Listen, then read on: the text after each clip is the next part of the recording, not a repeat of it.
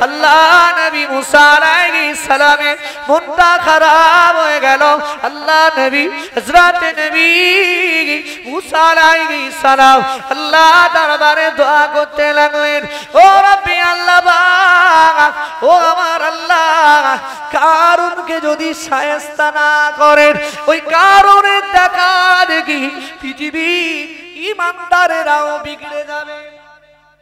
मूसा আলাইহিস সালামের জামানায় একজন কুখ্যাত কাফের ছিলেন, তার নাম ছিল কারুন। কি বলুন? কারুন। কারুনের আল্লাহ এত সম্পদ দিয়েছিলেন, কারুনের সম্পদের চাবি বহন করত 60 জন মানুষ। কয়জন? 60 জন। 660। তাহলে তার কত সম্পদ? আমাদের যা মালামাল আছে চাবি বহন করে দেনি ওই একজনও তাও লাগবে না, তাই না চাচা? তারপরে এত গরম, তাহলে তার সম্পদের চাবি বহন করে 60 জন। এক একটা চাবি দিয়ে 60টা করে তালা খোলে। কয়টা করে? একটা চাবি দিয়ে 60টা সিন্ধুকের তালা খোলে, তাহলে তার কত সম্পদ? আল্লাহ বললেন, ও মুসা তুমি কারুনকে আদেশ দাও ও যেন যাকাত দেয়। কি দেয়? যাকাত দেয়। তা কারুন বলছে যাকাত কি দিতে হবে?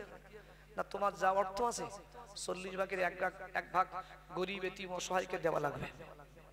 কারণ তো শুনি চমকে উঠেছে, আমার এত টাকার মাল যদি ওই মানে 25% যদি চলে যায়, জি তো 2.5 অংশ যদি চলে যায় তাহলে আমার মালের তো বহুত মাল চলে যাবে, আর আমার কষ্ট করা দিয়ে আমি লোকের কেন দেবো? এখন কারণ ভাবছে যাতে আমার সম্পদগুলো সব মুসা হস্তক্ষেপ করবে বলে এই পলাশি খেলেছে। ও তো দেবে না নিয়াত যে মুসা শোনো তুমি আমার যতই বলো আমি আমার মাল অর্থ সম্পদ থেকে যাকাত কাউরি দেবো না। ও তো দেবে না, ও মনে করছে আমার দল একটু ভারী করা রাখবে।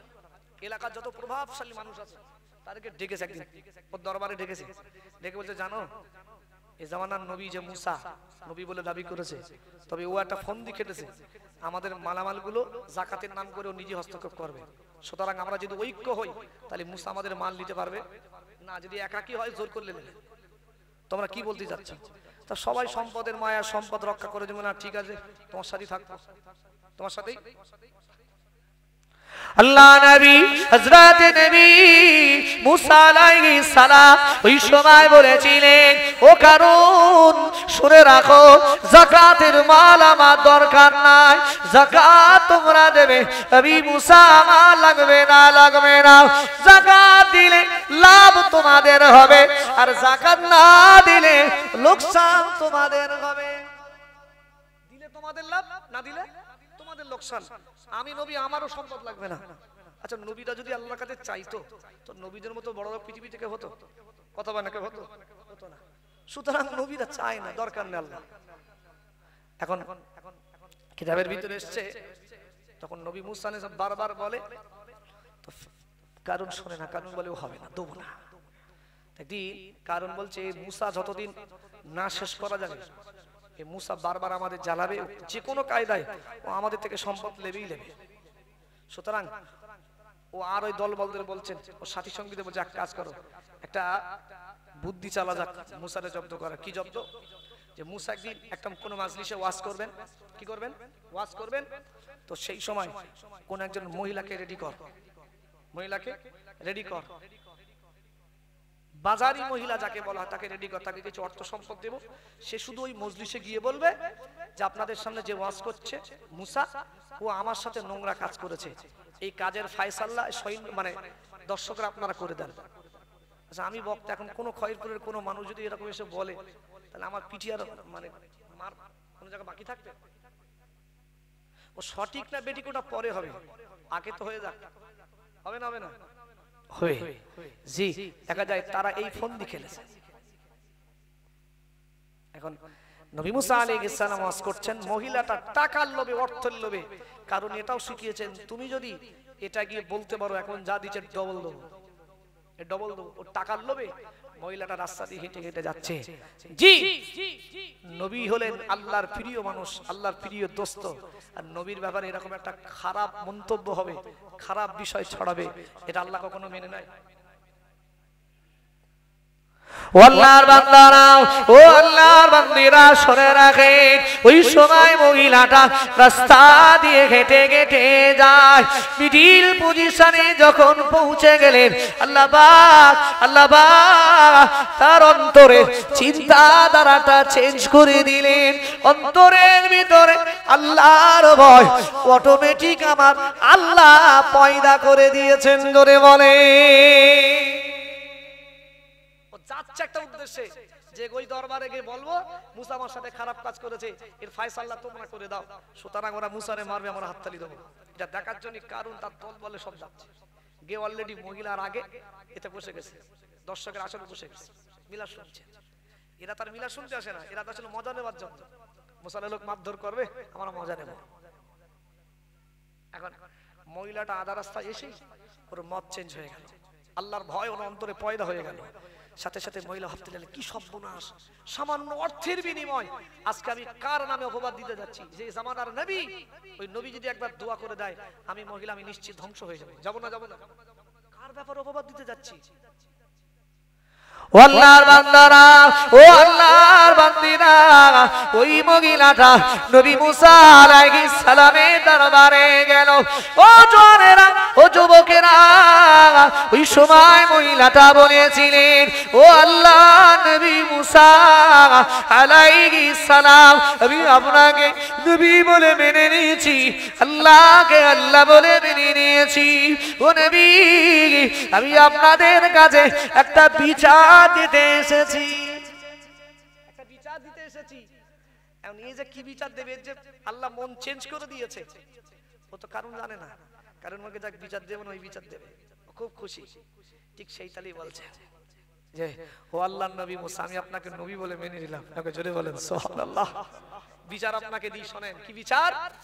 যা আমাকে কিছু অর্থের বিনিময়, কিছু টাকার বিনিময় ওই কারণ এবং তার সাথী সঙ্গীরা শিখিয়েছে, আমি যেন আপনার নামে মিথ্যা অপবাদ দেই যে আপনি আমার সাথে জি জেনার কাজ করেছেন, এই মিথ্যা অপবাদ যেন আমি আপনাকে দিই, ওই কারণ শিখিয়েছে। আর ওই মজলিসে কারণ বসে রয়েছে, তাহলে কারণের আর মান থাকবে বলে মনে হয়? কথা বলে মান থাকবে? কারণ আর তার দল বল আস্তে আস্তে উঠে হড়হড় করে চলে যাচ্ছে। এ কথাটা শুনে আল্লাহ নবী মুসা আলাইহিস সালামের মনটা খারাপ হয়ে গেল। আল্লাহ নবী হযরত নবী মুসা আলাইহিস সালাম আল্লাহ দরবারে দোয়া করতে লাগলেন, ও রব্বি আল্লাহ পাক, ও আমার আল্লাহ, কারুনকে যদি শায়েস্তা না করেন, ওই কারুনের দেখা দেখি পৃথিবীর ঈমানদারেরাও বিগড়ে যাবে। কারণকে যদি শায়েস্তা না করেন তো এই পৃথিবীর ঈমানদাররা ওর দিকে বিগড়ে যাবে, যাবে না? যাবে না? আল্লাহ বলে, হায় আমার নবী, হায় আমার নবী মুসা আলাইহিস সালাম, আমি আল্লাহ জানিয়ে দিলাম এই জমিনটাকে আমি আল্লাহ তোমার অধীনে করে দিলাম। হায় আমার নবী, তুমি যেভাবে পারো ওই কারণের শাস্তি দাও, তুমি জমিন তোমার অধীনে করে দিলাম, কারণে যেভাবে শাস্তি দিলে হয় তুমি দাও। কে বলছেন? আল্লাহ বলছেন। কারণের অন্যায় কি? কারণের অন্যায় কি? যাকাত, যাকাত না দেওয়া। আল্লাহ যেই আদেশ করলেন, যেহেতু আমরা হলি তো তৎক্ষণাৎ বলে দিতাম শাস্তি, কিন্তু নবী তো তাদের মনে বিশাল মায়া, আবারও কারণকে ডাকলেন, হে কারণ, ও কারণ শোনো, আল্লাহ কিন্তু তোমার ব্যাপারে ফয়সালা করেছেন, ধ্বংসের ফয়সালা। সুতরাং আমি লাস্ট ওয়ার্নিং তোমাকে দিচ্ছি, তুমি একবার আমাকে নবী বলে মেনে নাও, আর যাকাত দিব বলে ওয়াদাটা করে নাও, তাহলে গজব থেকে বেঁচে যাবে। এখন কারণ বলেছে তোমার এই ফাঁকা আওয়াজ বন্ধ করো, ওসব ফাঁকা বলি বন্ধ করো, ওসব কোনো আজাব টাজাব কিছু আসবে না, তোমার ধান্দা মালামালগুলো আমার থেকে হস্তক্ষেপ করা।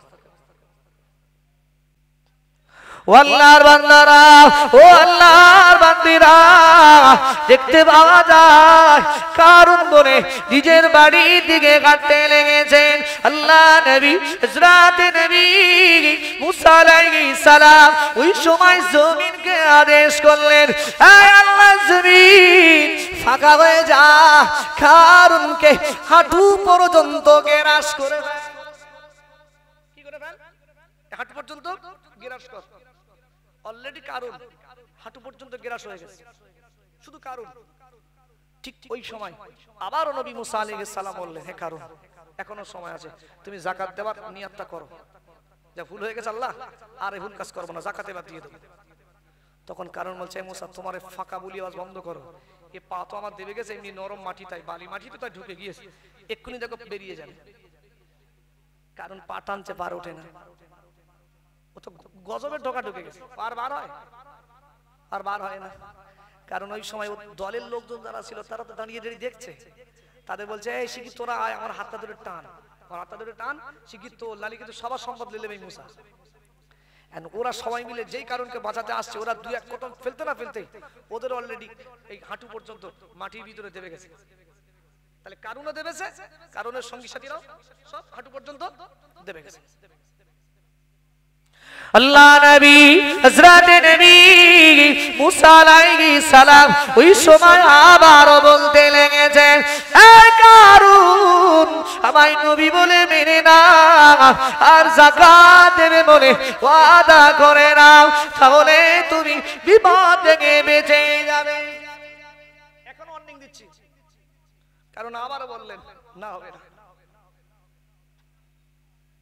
ও আল্লাহর বান্দারা, ও আল্লাহর বান্দিরা, শুনে রাখেন, ওই সময় আমারও আল্লাহ নবী মুসা আলাইহিস সালাম জমিনকে আদেশ করে দিলেন, এই জমিন, এই জমিন, কোমর পর্যন্ত ওই কারুনকে গ্রাস করো।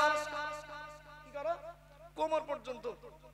কোমর পর্যন্ত যেই গ্রাস করেছে কারুনের দেখে ওর সঙ্গী সাথীদের এবার ভয় শুরু হয়ে গেছে, সঙ্গী সাথীদের ভয় শুরু হয়ে গেছে। এখন ওদেরও কোমর পর্যন্ত দেবে গেছে, ওদেরও কোমর পর্যন্ত দেবে গেছে। এখন দেবে গেলি আবারও নবী মুসা আলাইহিস সালাম আবার কারণকে বলছে, কারণ এখনো সময় আছে, এখনো সময় আছে, তুই এখনো আমাকে নবী বলে মেনে নাও আর যাকাত দেবে আল্লাহর বিধান তুমি মেনে নাও। ও তখনও বলছে, মুসা আমি বুঝতে পেরেছি, তুমি আমারে হত্যা করে আমার সম্পদগুলো, আমার মালামালগুলো তুমি নিয়ে বড় লোক হবে, তোমার চিন্তাধারা আমি জানি। ওই সময় ওই চিন্তা ভাবনা। তখন নবী মুসা আলাইহিস সালাম আল্লাহকে বলছেন, আল্লাহ, কারণ যদি আগে আগে ধ্বংস হয়, ওর মালামাল যদি পরে হয়, তাহলে ও কিন্তু বদনাম আমার দেবে যে মুসা সব আমার শেষ করে দে, মালগুলো সুতরাং আমি চাই ও বেঁচে থাকা অবস্থায় ওর মালগুলো আগে ধ্বংস। ও আল্লাহর বান্দারা, ও আল্লাহর বান্দিরা, আল্লাহ নবী হযরত নবী মুসা আলাইহিস সালাম, ও যুবকেরা, ও জানেরা, আল্লাহ নবী দোয়া করলেন, ও আল্লাহ পাক, কারুনের চোখের সামনে কারুনের মালামালগুলো ধ্বংস করে দাও। আল্লাহ পাক, আল্লাহ পাক, কারুনের চোখের সামনে কারুনের যত মালামাল ছিল, কারুনের যত সম্পদ ছিল, কারণে যত টাকা পয়সা ছিল, সব আমার আল্লাহ জমিনের ভিতরে গেড়ে দিলেন। কি দিলেন? জমিনের ভিতরে গেড়ে দিলেন। অটোমেটিক্যালি কারণের কান পর্যন্ত পৌঁছে গেছে। কোন পর্যন্ত? কান পর্যন্ত। জিগাতে শুধু চোখটা। কারণ তখন বলছে, মুসা ভুল হয়ে গেছে, মুসা ভুল হয়ে গেছে, আমার বাঁচাও, আমি আমার সব মালামাল দেবো। ওর মাল আছে অলরেডি, আল্লাহর পক্ষ থেকে ফয়সালা, ধ্বংসের ফয়সালা অটোমেটিক হয়ে গেছে। মানুষের যখন মৃত্যুর সময় গড়গড়ানি চালু হয়ে যায়, তারপরে তার তওবা কবুল হয়। কবুল হওয়ার জন্য গড়গড়ানির আগে তওবা করেন, কবুল হবে। অটোমেটিকলি তার ফয়সালা যখন হয়ে যাবে আর হবে না। দেখেননি নবী মুসা আলাইহিস সালামের জমানায় আরেকজন কুখ্যাত কাফের যে ফেরাউন, ওই যে পানির তলায়, জি নীল নদের তলায়, সে যখন তার মুখে জিবরাইল আমিন আলাইহিস সালাম কাদা ভরে দিলেন, সেই পরিস্থিতিতে সে বলতে লাগলেন, লা ইলাহা ইল্লাল্লাযী আমানাত বিহি বানু ইসরাঈল। হে বনি ইসরাঈলরা, তোমরা যাকে রব বলে মেনেছো, যাকে মালিক বলে মেনেছো, আমি ফেরাউন তাকে মালিক বলে মেনে নিচ্ছি। আল্লাহ কি বলেছিলেন জানেন? আল্লাহ বলেন, আল-আন, এতদিন কোথায় ছিলে? আল্লাহ বলছেন, এতদিন কোথায় ছিলে? ওয়াকাদ আসাইতা ক্বাবলু ওয়া কুনতা মিনাল মুফসিদিন, এর আগে তোমার মতো ফিতনা ফাসাদকারী, তোমার মতো পৃথিবীতে দুষ্ট দ্বিতীয় আর কেউ ছিল না। ফেরাউনের মতো পৃথিবীতে দুষ্ট কেউ ছিল?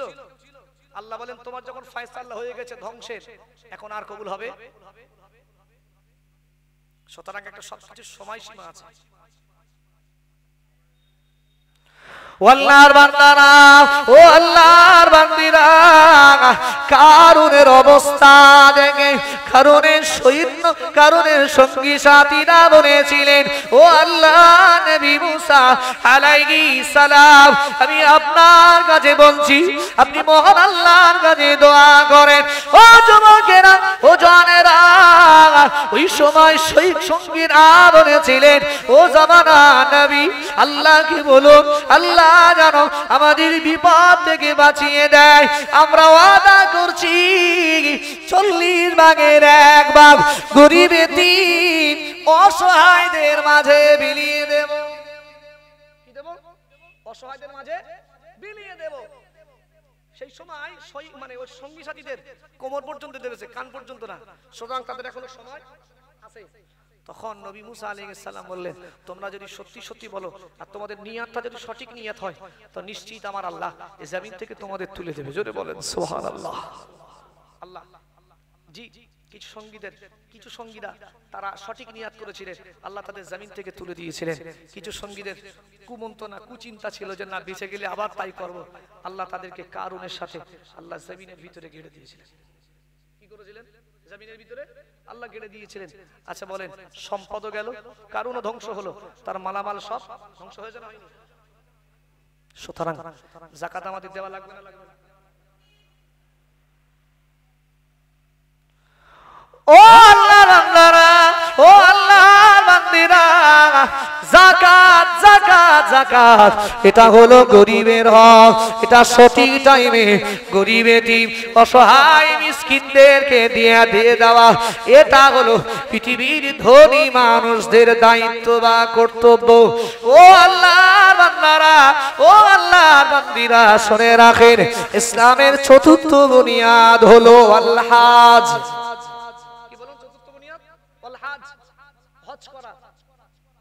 ইসলামের ভিতরে জি 5টার ভিতরে 3টে হলো আম। ঈমান আনা, গরিবও দরকার নেই, বড় লোক ব্যাপার নেই। ঈমান আনতে গেলে বড় লোক হওয়ার শর্ত না তো? তাহলে ঈমান আনতে গেলে বড় লোক হতে পারে, গরিব হতে পারে। বড় লোক গরিব লোকের ব্যাপার না, ঈমান আনা লাগবে। 2 নামাজ পড়া। নামাজ পড়ার জন্য কি বড় লোক হওয়া লাগবে? কথা বলে না, বড় লোক হওয়া লাগবে? লাগবে না। নামাজ পড়ার জন্য গরিবও নামাজ পড়বে, ধনীও মানুষ নামাজ পড়বে, মধ্যবর্তীও নামাজ পড়বে, ভিখারিও নামাজ পড়বে, সবাই নামাজ পড়বে। পড়বে না? পড়বে না? পড়বে। যাকাত দেওয়া, যাকাত আর হজ, এটা কিন্তু আল্লাহ খাস ভাবে শুধু যাদের এই নিসাবের মালিক শুধু তারা দেবে, গরিবরা দেবে? গরিবরা দেবে না। তাহলে 5টার ভিতরে ঈমান আনা, নামাজ পড়া আর রোজা করা। রোজাটা কোনো বড় লোক হওয়া শর্ত নয়, গরিব হওয়াও শর্ত নয়। রোজা ফরজ হলেই আমাকে আপনাকে রোজা করা লাগবে, লাগবে না? লাগবে। আর দুটো জিনিস খাস করেছেন আল্লাহ, সেটা শুধু যারাই নেশাবের মালিক হবে তারাই দেবেন, আর কারো দেওয়া লাগবে। তাহলে হজ ইসলামের একটি স্তম্ভ, বড় ইবাদত। এখন বলেন, এই হজ আল্লাহ যাদের টাকা দিয়েছে, মনে করেন আজকে আপনি ফরজ হজ করার মতো টাকা আল্লাহ আপনার দিল, আপনি ভাবছেন এই টাকা যদি খরচ করি, হজ করার খরচা করে ফেলি, তার বাড়ি ঘর দর করবে কি করে? দরকার নেই হজ করার, আগে বাড়ি ঘর দর করে পরে করবো হজ। এরকম লোক আছে না নাই? এখন তার বাড়ি ঘর দর করলে, এখন কিন্তু অলরেডি ওর উপরে হজ ফরজ হয়ে গেছে, হজ ফরজ হয়ে গেছে। ও যে সময়টা যাবে নিয়াত করছে, ওর টাকা নেই, ওর টাকা নেই, কিন্তু ওর জীবনে ফরজ অলরেডি হয়ে গেছে সেই যখন টাকা ছিল, তাই না? তাহলে যখনই হজ ফরজ হবে তখনই আমাকে আপনাকে অবশ্যই হজ করা লাগবে না? লাগবে না? আল্লাহ বলেন, ওয়ালিল্লাহি আলান নাস হিজ্জুল বাইতি মান ইসতাতা ইলাইহি সাবিলা। আল্লাহ বলেন, ও যুবকেরা, ও জওয়ানেরা, আল্লাহ বলে কাবায় পৌঁছানোর মতো, কাবায় পৌঁছানোর মতো, সেখান থেকে বাড়ি আসার মতো অর্থ সম্পদ আল্লাহ যাদের দিয়েছে, ওই অর্থের মালিক যারা হয়েছে, আমি আল্লাহ বলে দিলাম, তারা যেন দেরি না করে অতি দ্রুত কাবা জিয়ারত করতে চলে আসে। কি আসে? দ্রুত, তারা যেন দেরি না করে। এখন তাহলে মানুষের জীবনে হজ ফরজ হয়ে গেছে, টাকা আজকের আছে কিন্তু সে হজ খরচ করেনি, যে সময় যাবে নিয়ত হচ্ছে কিন্তু টাকা নাই, সে যদি মরে যায় তাহলে মনে রাখবেন হজ ফরজ হয়েছিল কিন্তু টাকার মায়ায়, অর্থের মায়ায়, ঘর করার মায়ায়, বাচ্চা কাচ্চার মায়ায় সে কিন্তু হজ করেনি। তাহলে কিয়ামতের মাঠে তার হিসাব দেওয়া লাগবে না? লাগবে? কথা বলে না, লাগবে। সুতরাং হজ এমন জিনিস, হজ এমন একটি ইবাদত, যখন আপনি অর্থের মালিক হবেন, নিসাব পরিমাণের মালিক হয়ে যাবেন, পৃথিবীর কোনো দিকে তাকানো নয়, আগে আপনার আল্লাহর বিধান আদায় করা লাগবে। লাগবে না? লাগবে না? আল্লাহ বলেন ইন্না আওয়ালা বাইতি উদিয়া লিন্নাস, পৃথিবীর মানুষ যখন হজ আদায় করতে কাবা শরীফে যায়, বিশ্বাস করুন মুআল্লিমরা বলে দেয়, ও আমার সাথী সঙ্গীরা, হজ করতে এসেছো, সর্বপ্রথম তোমরা দূর থেকে জানো কাবা দেখবে না। বলে দূর থেকে কাবা দেখবে না, একেবারে কাবার কাছাকাছি নিকটে গিয়ে মাথা তুলবে, কাবার নিকটে গিয়ে মাথা তুলবে, তুলেই তুমি তোমার মনের যে ইচ্ছাটা আছে, যে সৎ ইচ্ছা, সৎ চাহাত আছে, কাবা দেখার সাথে সাথে আল্লাহর কাছে চাও, আল্লাহ তোমার এই সৎ চাহাতটা পূরণ করে দেবেন। জোরে বলেন সুবহানাল্লাহ, আর জোরে বলেন সুবহানাল্লাহ। কাবা দেখার সাথে সাথে বান্দার দোয়া আল্লাহর কাছে কবুল হয়, হয় না? হয় না? ও আল্লাহ বান্দারা, আল্লাহ জানিয়ে দিলেন, আল্লাহ বলে পারা নাম্বার 4 পৃষ্ঠা নাম্বার 1, আল্লাহ বলে ইন্না ওয়ালা বাইতি উদিয়া লিন্নাস আল্লাযী বিবাক্কাতা মুবারাকাও ওয়া হুদাল লিল আলামিন। ও যুবকেরা, ও জওয়ানেরা, আল্লাহ বলেন পৃথিবীতে যখন কোনো ঘর ছিল না, আমি আল্লাহ পাক এই পৃথিবীতে যে ঘর প্রথম তৈরি হয়, ওই ঘরটা হলো কাবা বাইতুল্লাহ। জোরে বলেন, আরো জোরে বলেন সুবহানাল্লাহ। পৃথিবীর সর্বপ্রথম ঘর কোনটা? কাবা বাইতুল্লাহ, যেটা মানুষের হেদায়েতের জন্য, ইবাদতের জন্য আল্লাহ তৈরি করেছেন। জোরে বলেন সুবহানাল্লাহ। এখন ঘরটা কোথায় আছে, কোথায় পাওয়া যাবে? তাহলে পৃথিবীতে দেখবেন বাংলাদেশের জমিনেও ঠিক এই, আমি সোশ্যাল মিডিয়া দেখেছিলাম যে এরকম একটা ঘর তৈরি করে যারা গরিব মানুষ তারা ওই তওয়াফ করছে, তাকে হজের সওয়াব হবে। এটা হবে? আল্লাহ আগেই বলে দিলেন এই ঘরের ডুপ্লিকেট কোথাও হবে, আর ডুপ্লিকেট কোথাও হবে, তাহলে পাওয়া যাবে কোথায়? কোরআনে আল্লাহ এটা উল্লেখ করেছেন। আমরা মনে করো আল্লাহকে প্রশ্ন করলাম, ও আল্লাহ পাক, আপনি যে কাবা তৈরি করেছেন ওই কাবা কোথায় পাবো? আল্লাহ বাংলাদেশে পাবো? আল্লাহ বললেন না। আল্লাহ ভারতবর্ষে পাবো? আল্লাহ বললেন না। আল্লাহ আফগানিস্তানে পাবো? আল্লাহ বললেন না। পৃথিবীর অন্য কোন দেশে তোমরা পাবে না। আমি আল্লাহ জানিয়ে দিলাম, আল্লাযী বিবাক্কাতা, আমি আল্লাহ জানিয়ে দিলাম ওই কাবাটা বাক্কার জমিনে আছে। জোরে বলে, আরো জোরে বলেন সুবহানাল্লাহ। আল্লাযী বিবাক্কাতা, যেটার এখন নাম মক্কা হয়েছে, সেটার প্রাথমিক অবস্থায় নাম ছিল বাক্কা। কি বলুন? মক্কার জমিনে ওই জায়গাটার নাম ছিল বাক্কা, আরব দেশের বাক্কা নাম ছিল, সেটা এখন বর্তমান নাম হয়েছে মক্কা। ভাই নবী বলেন ওই কাবা শরীফে, তাহলে পৃথিবী যারা ডুপ্লিকেট জায়গা নামাজ কালাম পড়ে ও হবে? ও হবে না। কাবা কাবাই, নবী বলেন কাবাই যারা জি 1 রাকাত নামাজ আদায় করে আমার আল্লাহ তাদের নামায় আমলে 1 লক্ষ রাকাত নামাজের সওয়াব দেন। জোরে বলেন সুবহানাল্লাহ, আরো জোরে বলেন সুবহানাল্লাহ। আল্লাহু আকবার। তারপরে মানুষ কিছুদিন পরে আবার চলে আসেন কাবার কাবা যিনি, কাবার কাবা যিনি। জি একদিন হযরতে বেলাল রাদিয়াল্লাহু আনহুকে নবী আমার কাবার ছাদে তুলে দিলেন, বেলাল আযান দাও। তো বেলাল বললেন, নবীজি আমি তো আযান দেবো, তো কোন দিক ফিরে দেবো? ছাদ তো সব সমান, ফেরবো কোন দিকে? আগে না নিচে দাঁড়াতাম, কাবাকে সামনে রেখে, সে যেদিকে হোক না কেন সামনে তো কাবা থাকবে, কোনো সমস্যা নেই, আযান দিতাম। তবে আমাকে তো কাবার ছাদে তুলে দিলেন, তো আযানটা কোন দিক ফিরে দেবো? নবী বললেন, ও বেলাল শোনো, যাকে আমার আল্লাহ এই কাবার কাবা বানিয়েছে তথা মুহাম্মাদুর রাসূলুল্লাহ সাল্লাল্লাহু আলাইহি ওয়াসাল্লামকে আল্লাহ কাবার কাবা বানিয়েছে, সুতরাং হে বেলাল তুমি মুহাম্মাদুর রাসূলুল্লাহ সাল্লাল্লাহু আলাইহি ওয়াসাল্লামের দিকে ফিরেই আযান দাও। জোরে বলেন, আরো জোরে বলবেন না সুবহানাল্লাহ। নারে তাকবীর, নারে তাকবীর, আল্লাহু আকবার। তাহলে হজ আমাদের করা লাগবে। হজে কোনো মানুষ যেন কৃপণতা না করে। তাহলে যদি আদর্থ আছে, যদি হজ না করি, একটা সময় আসবে আমাদের হজ করার ইচ্ছা আছে কিন্তু টাকা নাই, হজ করতে পারবো না, সেদিন কিন্তু যদি মরে যায় কিয়ামতের মাঠে আমাদের হিসাব দেওয়া লাগবে। লাগবে না? লাগবে না?